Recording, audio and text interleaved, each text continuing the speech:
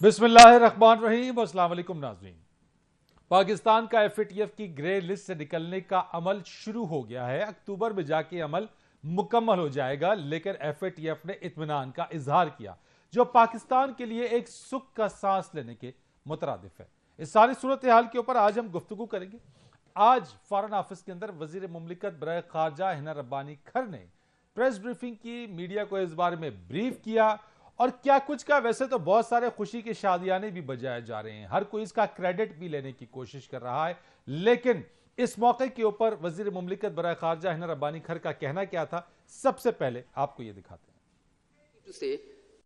Let's not be overly celebratory right now, ना मतलब we still have the process has started, but अभी the on-site visit is due and ये करने के बाद भी हमारी जर्नी तो कंटिन्यू करेगी। This strengthening of legislation, strengthening of administration will continue. FATF के हवाले से इस्लाहात का सिलसिला जारी रहेगा और यही एक बहुत बड़ा सवाल है कि अगर अक्टूबर में आके निकलने का ऐलान हो जाता है तो उसके बाद पाकिस्तान फैटफ की जो ग्रे लिस्ट है उसके ऊपर जो तलवार जो लटक रही थी वो हमेशा के लिए खत्म हो जाएगी, या फिर यह खतरा बदस्तूर बाकी रहेगा। कहीं ऐसा तो नहीं कि हमने जितनी चाबुक दस्ती के साथ इन इस्लाहात को पूरा किया, इन नुकात पर अमल दरामद किया, इससे निकलने के बाद दोबारा से हम सुस्त रवि का शिकार हो जाएंगे। ये एक बहुत बड़ा सवाल है जिसके ऊपर बात करेंगे। लेकिन क्या कुछ हुआ फैटफ के हवाले से ये हम आपको जरा बताते हैं। स्क्रीन के ऊपर अगर आप देखें तो 2008 में पाकिस्तान में मनी लॉन्ड्रिंग और टेरर फाइनेंसिंग के खिलाफ जामे सिस्टम ना होने पर एफएटीएफ की मॉनिटरिंग लिस्ट में आया। अगले बरस 25 फरवरी 2009 को एफएटीएफ ने अपने खदशात को फिर से बयान किया। इदारे ने पाकिस्तान से कहा कि वो मनी लॉन्ड्रिंग के मामले पर वर्ल्ड बैंक और एशिया पैसिफिक ग्रुप के साथ मुकम्मल ताउन भी करे। 2010 में पाकिस्तान में फैटफ की तजावीज पर एक्शन प्लान के अज़्म का खैर मकदम किया गया और ग्रे लिस्ट से निकाला गया। यह भी बताया गया कि अभी और भी इकदाम बाकी हैं जो पाकिस्तान को करना होंगे। अगले 3 बरस के दौरान पाकिस्तान के एक्शन प्लान पर अदम इत्मीनान का इजहार जारी रहा। 2013 में पाकिस्तान से कहा गया कि वो दुरुस्त कानून साजी करें और यकीनी बनाएं कि उसने फैटफ के मेयार के मुताबिक इकदाम किए हैं। 2014 में एफएटीएफ ने पाकिस्तान को इंसदाद दहशतगर्दी के तरमीमी ऑर्डिनेंस को बाज़ाब्ता तौर पर कानून का दर्जा देने पर जोर दिया। 2015 में पाकिस्तान मॉनिटरिंग लिस्ट से निकल आया, लेकिन जून 2018 में पाकिस्तान एक मरतबा फिर ग्रे लिस्ट में चला गया, जो कि आज तक ग्रे लिस्ट का हिस्सा है। लेकिन गुज़िश्ता रोज फैटफ की जानिब से एलामिया जारी हुआ जिसमें उन्होंने कहा पाकिस्तान को अब मजीद कोई इकदाम उठाने की जरूरत नहीं है, तमाम इकदाम जो उठाए गए हैं वो इत्मीनान बख्श हैं और वक्त से पहले पाकिस्तान ने इन गोल्स को, इन अहदाफ को मुकम्मल किया। आज इस मौजू के ऊपर बात करेंगे। मेरे साथ बात करने के लिए ज्वाइन करेंगे साबिक वजीर मुमलिकत बराए पार्लिमानी उमूर, रुकन कौमी असम्बली पाकिस्तान तहरीक इंसाफ अली मोहम्मद खान साहब। बहुत शुक्रिया आपका अली मोहम्मद खान साहब, आप मेरे साथ प्रोग्राम में मौजूद हैं। इसी के साथ साथ मुझे ज्वाइन करेंगे पाकिस्तान पीपुल्स पार्टी के रुकन कौमी असम्बली कादिर खान मंदोखेल साहब, आपका भी बहुत शुक्रिया। दोनों मेहमानों की तरफ इससे पहले मैं बढ़ूं, अली मोहम्मद खान साहब, ये मुझे सबसे पहले आप बताइए कि जनाब क्रेडिट के वाले में बड़ी बात हो रही है। कोई कह रहा है जनाब हमारा क्रेडिट है, मौजूदा हुकूमत कहती है जनाब हमारे इकदाम की वजह से ये तमाम चीज़ें हुई हैं। पाकिस्तान तहरीक इंसाफ कहती है जनाब कि ये सारा नुकात पर अमल दरामद उसके दौरे हुकूमत में हुआ और वो मार्च तक के सारे मामला थे। तो क्या किसी एक जमात का ये क्रेडिट है या ये पूरे पाकिस्तान की कामयाबी? बिस्मिल्लाहिर्रहमानिर्रहीम, अल्लाहुम्मा सल्लि व सल्लिम मुबारक अला सय्यिदिना मुहम्मद रसूलुल्लाह खातमुन नबीयीन सल्लल्लाहु अलैहि वसल्लम। फरीद भाई, सबसे पहले तो आपका शुक्रिया और बड़े अरसे बाद आपके प्रोग्राम में मुझे मौका मिला। बहुत अच्छा लगा आपके साथ दोबारा प्रोग्राम करके। बहुत शुक्रिया। जी देखिए फरीद भाई, ये क्रेडिट या इसको कामयाबी अगर जो भी हम कहें, ये हमारी पूरी हुकूमत पाकिस्तान की, रियासत पाकिस्तान की है और उसके तमाम इदारों की है। जाहिर है जो मुल्क का वजीर आजम होता है, मेन क्रेडिट जो है वो उसी का होता है और उसके साथ तमाम लोग एज ए टीम काम करते हैं, चाहे वो इदारों के हेड्स हों, चाहे आपके सिपहसालार हों, चाहे हसास इदारों के हेड्स हों, चाहे आपके और इदारों के सिविलियन इदारों के सेक्रेटरी साहिबान हो, फॉरेन अफेयर्स के लोग हों, इकनॉमिक अफेयर्स डिवीजन हो। क्योंकि मैं तो ज़ाहिर है हुकूमत का हिस्सा था, बहुत सी चीज़ों से वाकिफियत थी। हमाद साहब इसको डील कर रहे थे और 34 में से कोई 32 पॉइंट्स हमारे दौर में कंप्लीट हो गए थे और आखिरी 2 भी हमने कंप्लीशन रिपोर्ट मेरे ख्याल में आखिरी कोई मार्च तक दे दी थी। तो आप देख लें कि 34 में से 32-33 जितने पॉइंट्स हमारे दौर में पूरे हुए, तो क्रेडिट किसका है? लेकिन मैं समझता हूं कि इसको इस तरह की क्रेडिट की लड़ाई बना देना ये कोई नामुनासिब सी चीज है। ज़ाहिर है उस दौर जिसकी हुकूमत थी उसको क्रेडिट जाता है और तमाम इदारों को भी जाता है।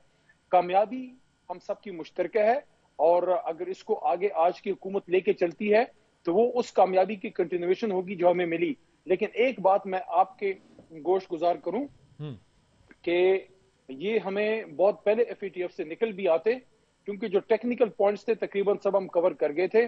और उस जमाने में उस वक्त के वजीर खारजा जनाब शाह महमूद कुरैशी साहब की वो बात आज भी मुझे याद आती है, जो उन्होंने एक स्टेटमेंट दी थी जब हमारी तमाम लवाजमात पूरे होने के बावजूद किसी वजूह की बुनियाद पे जो कि टेक्निकल नहीं थी हमें FATF से ना निकाला गया। तो उन्होंने ये बात की थी कि लगता यह है कि FATF का फैसला टेक्निकल बुनियादों से ज्यादा पॉलिटिकल बुनियादों पे है। तो बहरहाल बड़ी ताकतों को आपको लगता है अली मोहम्मद खान साहब, आप अपनी गवर्नमेंट जब आपकी हुकूमत थी पाकिस्तान तहरीक इंसाफ की, जब इन मामलात के ऊपर काम कर रहे थे तो किसी भी लम्हे हुकूमत को यह महसूस हुआ कि फैटफ की जो मामलात हैं या जो चीजें पाकिस्तान जिन पर अमल दरामद कर रहा है वो टेक्निकल से ज्यादा पॉलिटिकली मामलात को ज्यादा वो प्रेफर कर रहे हैं, जिसकी वजह से नहीं निकल पा रहा था पाकिस्तान उस ग्रे लिस्ट से, या वो ऐलान नहीं हो पा रहा था?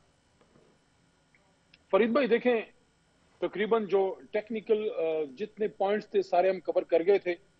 कुछ बैनुल-अक़वामी सियासत में कुछ रमूज ऐसे होते हैं, जैसे जनाब इमरान खान साहब ने जब एब्सोल्युटली नॉट कहा, तो जो इंटरनेशनल वर्ल्ड ऑर्डर है बैनुल-अक़वामी साम्राज्य का, उसमें किसी इस्लामी मुमालिक के सरबराह की तरफ से एब्सोल्युटली नॉट कहना उस बड़े वर्ल्ड ऑर्डर में फिट नहीं होता। तो कुछ चीजों पे फिर इनके पास ये टूल्स हैं। हम कोई खुशी से, तो हम लोग, हमारी हुकूमतें चाहे हमारी हो या किसी और की हो, IMF के पास नहीं जाते, खुशी से तो नहीं जाते, मजबूरन आपको जाना पड़ता है। तो कुछ फैसले वो पॉलिटिकल बुनियादों पे करते हैं। अब ये एक सवाल जरूर है कि टेक्निकल तो सारी रीजंस कवर हो गई थी, किस चीज का इंतजार था? क्या इन लोगों का इंतजार था इंपोर्टेड साहिबान का? ये एक सवाल है। लेकिन हमारी दुआ है कि जो काम हम पूरा कर गए थे ये इसको आगे लेके चले और पाकिस्तान व्हाइट लिस्ट में आए, नंबर 1। नंबर 2, मैं एक बात जरूर कहना चाहूंगा, कि एब्सोल्युटली नॉट कहने की सजा, एक मिनट और लेके ये हमारे, मेरे ख्याल में मंदोखेल साहब भी बैठे हैं, मेरे वकील भाई भी हैं, मेरे भाई हैं, सीनियर है मेरे से, पीपल्स पार्टी से ताल्लुक है, जमहूरी जमात है। इन सबसे मेरी एक रिक्वेस्ट है, अपनी आपसे भी रिक्वेस्ट है कि कुछ मामलात रियासत के और मुमलिकत के होते हैं। हम जब अपोजिशन में हो या हुकूमत में हो, हम वो फैसला साजी करें जिससे मुमलिकत को फायदा हो। मैं बड़े दर्द से ये बात कर रहा हूँ, बड़े अफसोस के साथ, कि जब FATF की लेजिस्लेशन हम कर रहे थे तो मैं मंदोखेल साहब को दोष नहीं देता, जाहिर है हम लोग अपनी लीडरशिप के पाबंद होते हैं। इनकी लीडरशिप ने FATF की लेजिस्लेशन का उस दिन बायकॉट किया, कौमी असेंबली में भी मुखालफत की, सेनेट में भी मुखालफत की, और आज जो हिना बीबी इसको बड़ा सेलिब्रेट कर रही हैं, हिना बीबी इज ऑन रिकॉर्ड कि हिना रब्बानी कर साहिबा ने भी बॉयकॉट किया था, निकल गई थी, वोट नहीं दिया था, बल्कि उन दिनों नैब लॉज के लेके आगे थे, हालांकि FATF भी थी। तो मैं ये समझता हूं कि उस वक्त पाकिस्तान के मफाद में इन लोगों को सियासी इख्तिलाफ को एक तरफ रख के FATF के लॉस पे PTI को, हुकूमत को सपोर्ट करना चाहिए था, लेकिन उनको सूट करता था मुखालफत करना। लेकिन अगर हम व्हाइट लिस्ट में इंशाल्लाह भी जाते हैं तो ये हम सबकी कामयाबी होगी, हुकूमत और अपोजिशन की नहीं। अच्छा, अली मोहम्मद साहब, उस वक्त तो आप वजीर मुमलिकत बराए करके इमरान खान ले लेना चाहिए कि इमरान खान साहब की हुकूमत थी, हमाद अजहर साहब उसके थे, और हमारे जो खारजा शाह महमूद कुरैशी साहब, सबका इसमें रोल है, प्लस हमारे इदारों का, हमारी पाक फौज का और हसास इदारों का, और हमारे वो कला का, सबका इसमें रोल है। राइट, लॉ डिवीजन का। मैंने आपसे पूछना था, लेकिन मुझे बताया जा रहा, मंदोखेल साहब मेरे साथ कनेक्ट हो गए, मैं जरा उनकी तरफ भी चलता हूं, लेकिन मैं आपकी तरफ आऊंगा। कादिर मंदोखेल साहब, ये मुझे बताइएगा कि चूंकि मेजॉरिटी ऑफ द जो वर्क है, जो आदाफ की तकमील है, वो तो 2018 के बाद से शुरू हो गई थी, और मार्च तक के जो पॉइंट्स थे, मार्च तक की जो रिपोर्ट थी वो जमा कराई गई, जिसकी बुनियाद के ऊपर अब फैटफ ने यह फैसला दिया कि पाकिस्तान को मजीद करने की जरूरत नहीं है। तो स्टिल आप समझते हैं कि जो 2 महीने हुए जो नई गवर्नमेंट आई है, इसका क्रेडिट क्या वजीर खारजा बिलावल भुट्टो जरदारी साहब को जाता है, या वजीर मुमलिकत हिना रब्बानी खर साहिबा को जाता है? किसको क्रेडिट आप समझते हैं, या आप ये समझते हैं कि ये पूरा का पूरा क्रेडिट पाकिस्तान का, या खोले दिल के साथ आप ये तस्लीम करते हैं कि यस, PTI की गवर्नमेंट ने, उस वक्त के प्राइम मिनिस्टर इमरान खान साहब, हमाद अजहर, वजीर खारजा शाह महमूद कुरैशी, इनकी कोशिशों और काविशों से ये नतीजा पहुंचा? बहुत शुक्रिया फरीद रईस साहब। पहली बात तो ये कि ये फैसला अभी हुआ तो नहीं है, ये तो अभी इशारे मिले हैं कि ऐसा होने जा रहा है, पहली बात। दूसरी बात ये कि मैं क्रेडिट, जो क्रेडिट लेना चाहे उन सबको देना चाह रहा हूँ, पीटीआई की हुकूमत ने भी काम किए, ISPR का भी न्यूज आ गया, उसने बाकायदा कोर सेल बनाया, उन्होंने भी काम किए, और मौजूदा वजीर खारजा बिलावल भुट्टो साहब या हिना रब्बानी कर साहिबा, उनका भी रोल है इसमें। अगर ऐसी सब कुछ अच्छा है तो ये इससे पहले 4 साल में जो मीटिंगें होती रही है तो क्यों नहीं होता था, अब क्यों हो गया? और बल्कि शाह महमूद कुरैशी साहब का तो मुझे वो बयान याद है, वो कह रहे थे कि ये पॉलिटिकल अदारा है FATF, ये पॉलिटिकल है।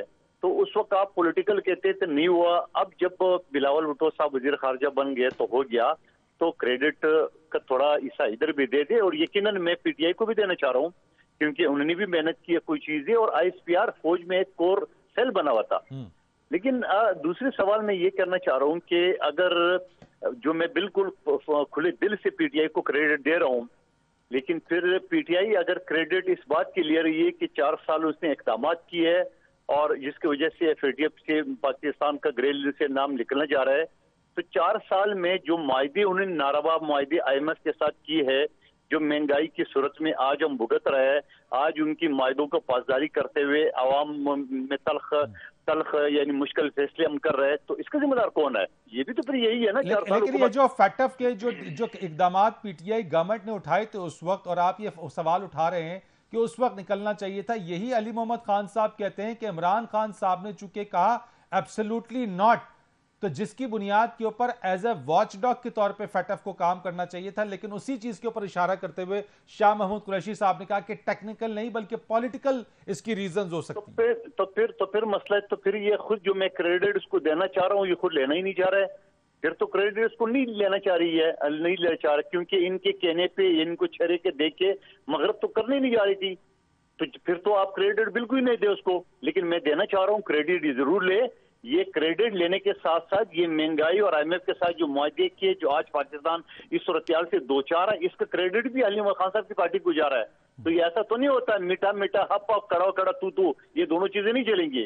अब अगर ये क्रेडिट ले रहे हो तो वो क्रेडिट भी आप ही ले, जिसकी वजह से ये पेट्रोल, ये महंगाई, ये सारी चीजें आ रही है IMF के सामने जो आपने मुआहदे किए। मैं इस पे अली मोहम्मद खान साहब से बात करूंगा, लेकिन मैं कादर साहब एक सवाल आपसे और छोड़े जा रहा हूं, ब्रेक के बाद मैं आपसे बोलूंगा। अली मोहम्मद साहब ने एक तरफ इशारा किया कि जिस वक्त FATF की इस्लाहात के बारे में बात हो रही थी उसी वक्त जो है वो अपोजिशन की जमातों ने असेंबली का बायकॉट भी किया, तो मैं उस पर आपसे जरा बात करूंगा, देन अली मोहम्मद खान साहब की तरफ आऊंगा, लेकिन एक कमर्शियल ब्रेक के बाद।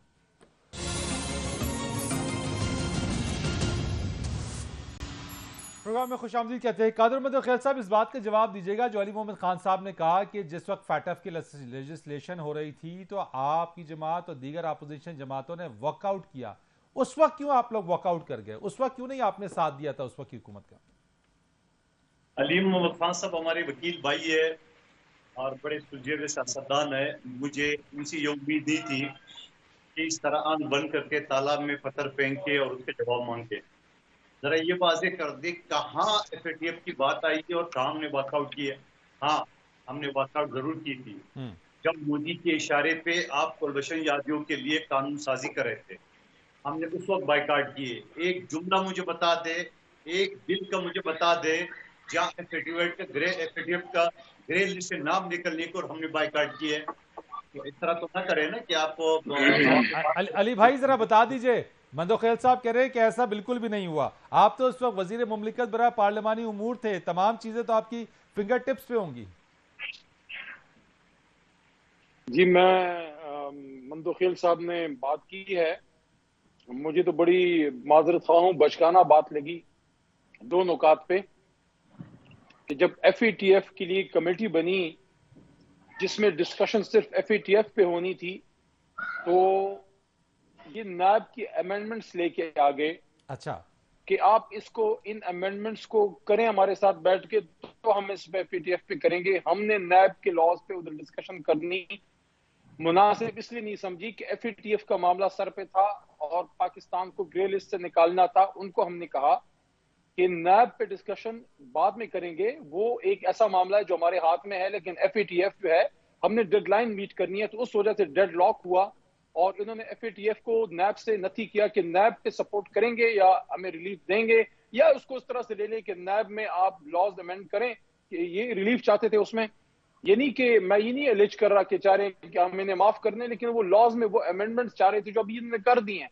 एक तरह से नायब को बिल्कुल इनफेक्टिव करने की आप लोगों ने साजिश की है। समझाने की लेकिन इनको कोशिश नहीं की कि भाई अभी ये काम मत करो, अभी फैटफ की डेडलाइन है, हमारा साथ दो। आपने नहीं समझाया, आपकी हुकूमत ने नहीं समझा अली साहब।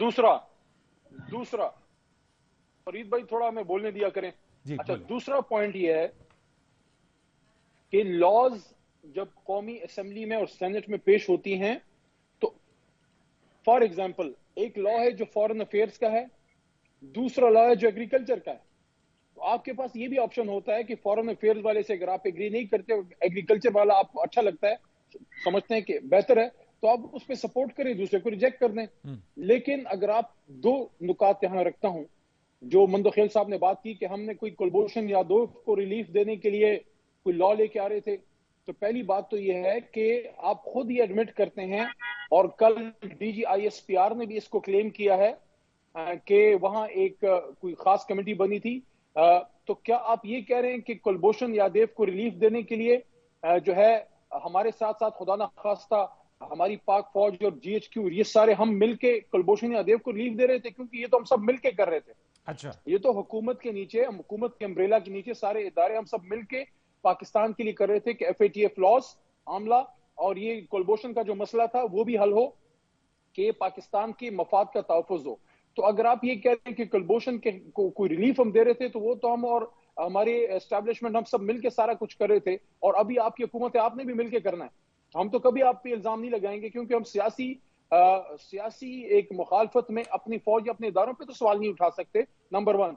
नंबर 2, ये ऑन रिकॉर्ड है कि कौमी असेंबली में जब ये लॉज पुट हुए तो उन्होंने इसकी बाकायदा मुखालफत और उसको अपोज किया। इनको ये लगता था कि अगर इस वक्त हम हुकूमत को सपोर्ट करेंगे और पाकिस्तान ग्रीन निकल आएगा तो उस इमरान खान साहब की हुकूमत मजबूत होगी। ये नहीं सोचते थे कि हुकूमत तो मजबूत होगी या नहीं होगी, मुल्क मजबूत होगा, मुल्क को जो है एक रिलीफ मिलेगा। तो मैंने शुरू में ये बात की कि ये बात इनके लिए भी है, हमारे लिए भी है, कि आज अगर ये लोग कोई पाकिस्तान के मफाद की लॉ लाते हैं तो हम तो खैर कौमी असेंबली में नहीं है, लेकिन सेनेट में हम सपोर्ट करेंगे। लेकिन इनको मैं ये कह रहा हूं कि हम आइंदा के लिए ये तरीका इख्तियार करें कि अगर कोई सियासी लॉ मेकिंग नहीं है और मुल्क के मफाद की है, जैसे FATF ग्रे लिस्ट से निकलना पाकिस्तान के मफाद में था, तो सियासी अनाब या सियासी मुखालफत पे उसकी सिर्फ मुखालफत जो है वो नहीं होनी चाहिए।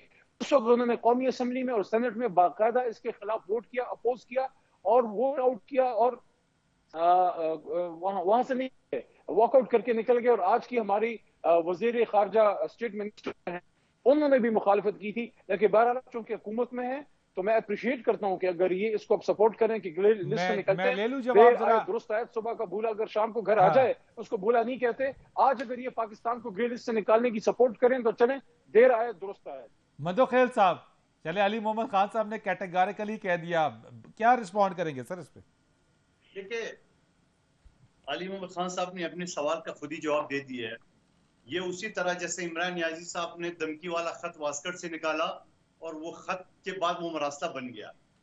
इन्होंने अभी थोड़ी देर पहले कहा कि इन्होंने असेंबली से बायकाट किए, असेंबली से आ गए एक कमेटी पे, कमेटी से आ गए NRO पे। आपको पता है पहले दिन से जब बिलावल भुट्टो साहब ने असेंबली का हल्फ उठाया तो पहले स्पीच में उन्होंने कहा इमरान खान कदम बढ़ाओ, हम तुम्हारे साथ है। शहबाज शरीफ साहब ने कहा कि आइए मिसाक के मईशत पे बात करें, ये कहते थे NRO। अब ये 4 साल बाद या पता नहीं कितने साल बाद ये इशू उठा रहे हैं कि उन्होंने आपने तो अभी थोड़ी देर पहले कहा कि आपने असेंबली से बायकाट किया है। तो मैंने आपको बताया बायकाट तो हम कुलभूषण यादव की कानून साजी के ऊपर किए, और हमने गदार भी कहा। नहीं तो वो तो अली मोहम्मद साहब तो कह रहे वो अकेले तो नहीं कर रहे थे, वो तो अंदर वो अकेले नहीं कर रहे थे, वो तो मिलिट्री एस्टेब्लिशमेंट भी इस मामले में साथ थी। तो आप क्या उनको भी गद्दार कहेंगे? नहीं, मैं ये कह रहा हूं कि उस वक्त जब कुलभूषण यादव के रिलीफ के लिए जो ये अमेंडमेंट ला रहे थे, उस वक्त एज ए अपोजिशन हम सारे ये नारे लगा रहे थे कि अमेरिका का जो यार है, हिंदुस्तान का जो यार है, गद्दार गद्दार, ये नारे लगा रहे थे। वहां FATF कहां से किया? मेरा सवाल ये है। अली मोहम्मद साहब देखिए, बिल्कुल ही एक ला हासिल सी गुफ्तगू में हम चले गए हैं कि क्रेडिट किसका है और सारा कुछ। देखिए, सारा कुछ ऑन रिकॉर्ड है। उस दिन की प्रोसीडिंग उठा के देख लें कि उस दिन इन्होंने FATF की मुखालफत की, FATF के खिलाफ वोट दिया और बाइकआउट करके निकल भी गए, वॉकआउट कर गए। फिर सेनेट में भी यही किया, क्योंकि इनको लगता था कि अगर इस वक्त पाकिस्तान FATF से नहीं निकलता तो इमरान खान की हुकूमत मजबूत नहीं होगी।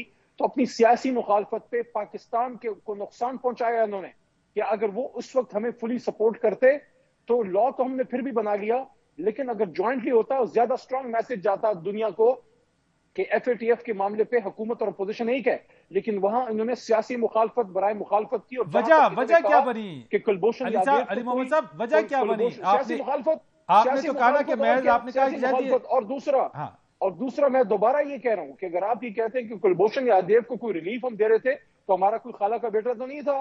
कुलभूषण का तो नाम आपके जो मौजूदा वजीर आजम है इंपोर्टेड साहब, इनके बड़े भाई, तो कुलभूषण का नाम आज तक नहीं लिया मुंह पे। और दूसरी बात यह कि कुलभूषण के लिए जो लेजिस्लेशन हो रही थी वर्ल्ड इंटरनेशनल कोर्ट के हवाले से, उसमें तो एस्टैब्लिशमेंट और हम सब मिलकर कंसल्टेशन के बाद कर रहे थे। तो आप अगर कह रहे हैं कि हम गद्दार थे, तो क्या आप अपनी फौज को भी खुदा न खास्ता गद्दार कह रहे हैं? हमने तो मिलकर वो लेजिस्लेशन की, और आप खुद मानते हैं कि FATF पे और उस सारे पे हमने मिलकर लेजिस्लेशन की थी। तो इस तरह ना करें, इस तरह सियासी मुखालफत में गद्दार की बातें और मुल्क के खिलाफ वोट करना।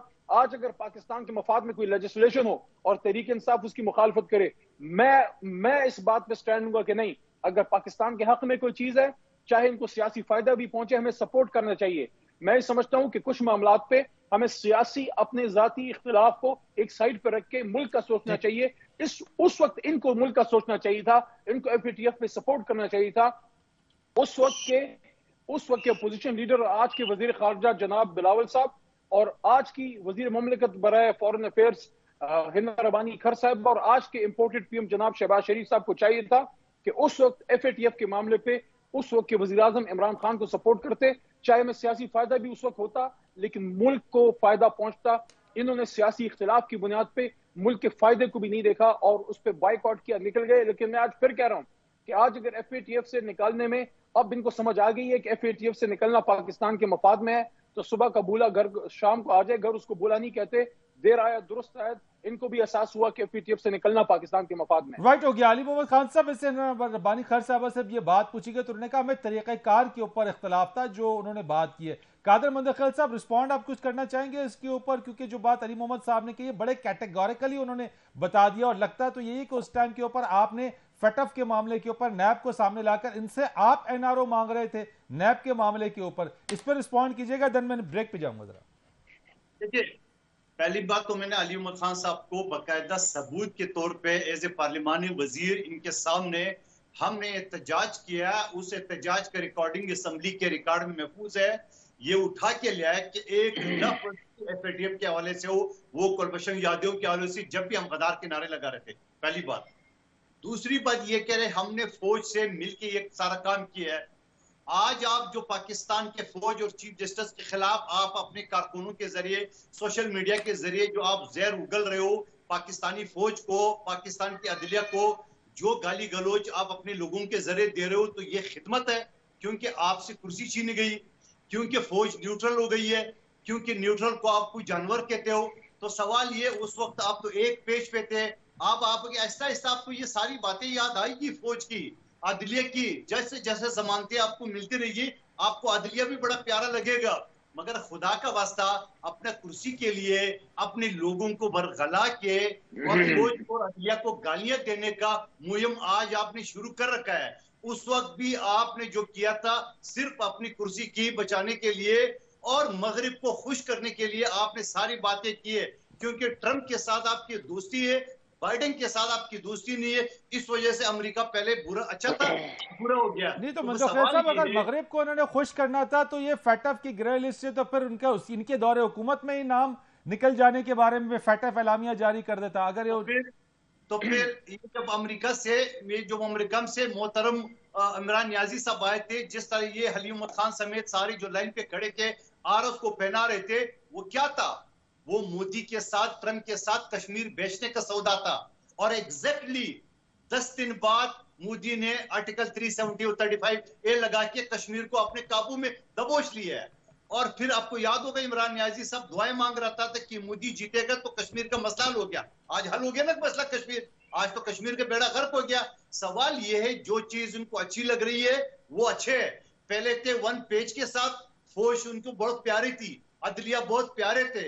आज उनके खिलाफ जो फैसले आ रहे तो फिर उसके बाद फौज भी बुरी है, अदलिया भी बुरी है। मैं दोबारा रिपीट कर रहा हूं साहब, आज आपके लिए बहुत अच्छी, आपकी हुकूमत के साथ सेम पेज के ऊपर है। पाकिस्तान को, अदलिया को अपने लोगों के जरिए बदनाम कर रहे हैं और ये उस साइबर एक्ट की खिलाफ वर्जी है। मंदोखेल साहब, आज आप साइबर क्राइम खामोश बैठा हुआ है। टोटल आपके 7-8 अफसरान है जो पूरे 4 करोड़ कराची को संभाल नहीं पा रहे। आज आपकी हुकूमत सेम पेज के ऊपर है। माजी में आपकी जमात ने भी तनकीद की, साबिक सदर आसिफ अली जरदारी साहब के भी स्टेटमेंट्स रहे, वो भी सबके सामने ऑन द रिकॉर्ड रहे हैं। एक ब्रेक लेते हैं, ब्रेक के बाद आते हैं, इस पर मजीद बात करेंगे।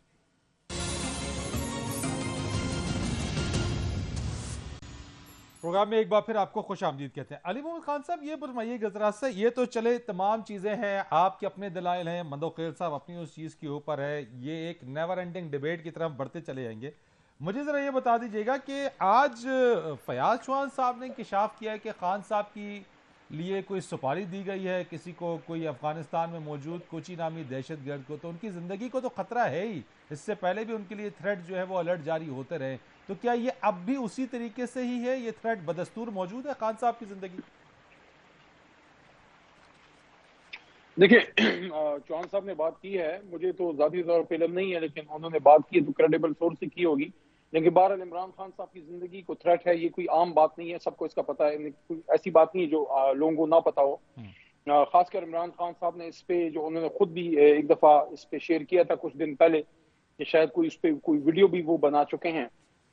देखें, इमरान खान साहब वो शख्सियत हैं जिन्होंने 3-4 ऐसे मामलात पे इंटरनेशनली जाके स्टैंड लिया कि उन इशूज पे जब भी मुस्लिम दुनिया से किसी ने स्टैंड लिया है तो उसके खिलाफ जो है हालात नॉर्मल नहीं रहे।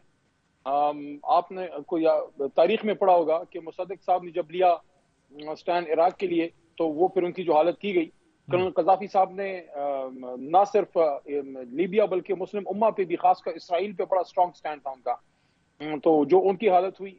फिर शाह फैसल साहब जो शहीद कर दिए गए, पाकिस्तान में भुट्टो साहब थे। भुट्टो साहब भी उस जमाने में पैन इस्लामिज्म के बहुत बड़े दाई थे, और खासकर जो इस्लामिक सरबराही कॉन्फ्रेंस यहाँ उन्होंने मुनाकिद की। तो ये तकरीबन 40, 45, 50 साल बाद ये हुआ है कि मुस्लिम उम्मा से फिर ऐसी लीडरशिप सर उठा रही है, चाहे वो तैयब उर्दगान साहब हो, चाहे वो इमरान साहब हो, चाहे वो आमिर बाबा हो, या मैं आपको ये भी कहूंगा कि मोहम्मद बिन सलमान साहब, हालांकि वो इतना ओपन उनके खिलाफ नहीं है, लेकिन वो अपना जो सऊदी अरब है उसको खड़ा कर रहे हैं अपने पैरों पे मजबूत, कि वो सिर्फ तेल पे डिपेंडेंट ना हो, किसी कासा लेस ना हो, बल्कि सऊदी अरब मजबूत एक मुल्क बने।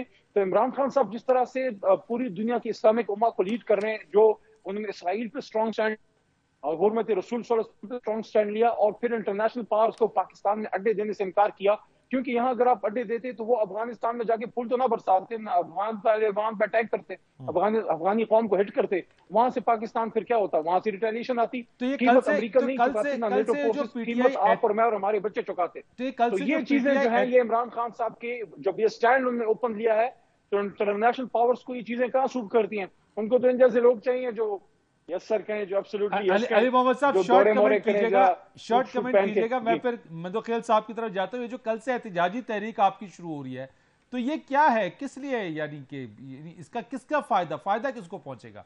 आवाम ने तो पहले भी एहतिजाजी तहरीक में हिस्सा लिया, जिन्होंने एहतिजाज किया आज वो हुकूमत में, आप हुकूमत से बाहर हैं, आज आप एहतिजाज करेंगे, कल आप फिर हुकूमत में होंगे, तो आवाम तो उसी तरीके से ट्रक की बत्ती के पीछे ही है।